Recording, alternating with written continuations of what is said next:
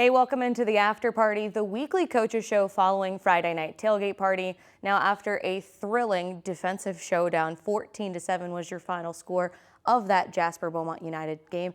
I'm joined with head coach Colbert. Thanks so much for joining us today. Absolutely. Thank you for having me. I know what a way to get that win right before the start of district play. Just talk to me a little bit about some of your big takeaways from that game. Well, the big takeaways is just our kids having some success, and that's something I've been wanting for them, since I've been here. I tell them all the time, you deserve to have some success. You put in the work, and good things happen for you. And they did that. So I just was so proud for our kids. Yeah, I didn't know there was such a big rivalry between the two schools. Talk to me a little bit about that. Well, even when I was in high school in the early 80s and on to back, Jasper was always a big rivalry between, the Beaumont Hebert and Jasper. Always, a lot of times we would play at the end of the season, the 10th game, to see who would go, who would win district. So Jasper's always had great teams, great athletes, great history in football. So, coming in, Coach Crumity has done a great job there in the last couple of years. So I knew we had our work cut out, and I'm just happy for our kids that they had some success. Yeah, I know that's one of the things that you stressed to me when we spoke at two-a-days was, you want these kids to be successful. This is, year 3 for you, and you feel that they've earned this, and the scoreboard will take care of itself.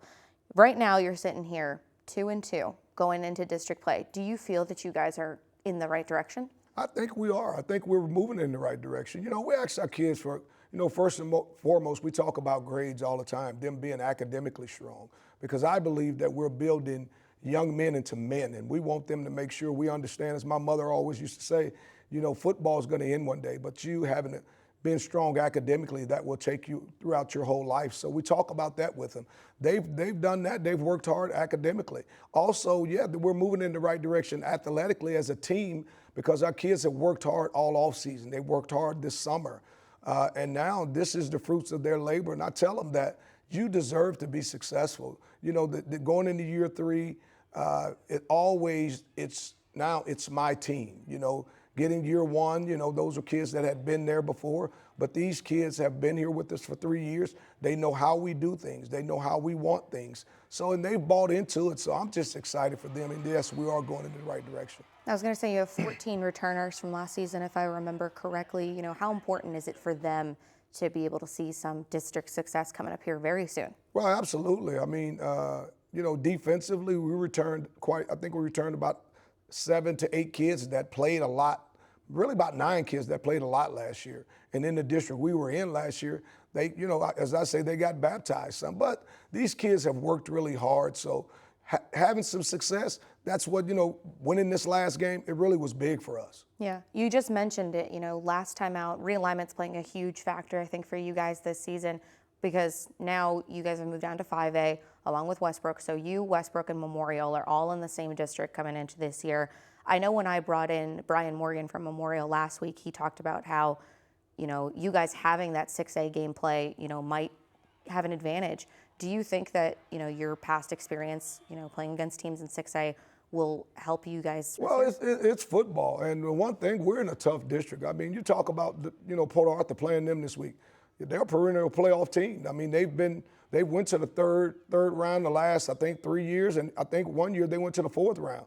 So we know we got our work cut out. You talk about the Barbers Hills, the Galveston Balls, the Lufkins, as well as Beaumont, Westbrook, and Sterling. All these teams are great teams. We're in a tough district. So, playing last year, the teams we played, they were tough. But, we're looking at Port Arthur. That's the team that we're up against, and they're a great team, and they've had some success. They're undefeated. Coach Morgan does a phenomenal job with the kids there. But we're just excited for the opportunity to, hopefully have some success. Yeah, I was going to say, we talked rivalries earlier, renewing some old ones now with Memorial. That's your next time out here.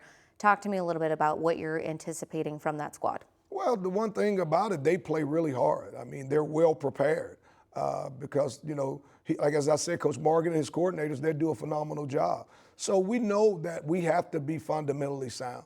We know we can't turn the ball over. We know we have to just do the things that, the game plan calls for. Don't do anything that try to make a play. We got to let the game come to us, take care of the football, and good things will happen for you. I was going to say, you said the scoreboard will take care of itself, Absolutely. If you will. Well, best of luck to you against the Titans this coming week, and be sure to catch all the action this Friday on Friday Night Tailgate Party.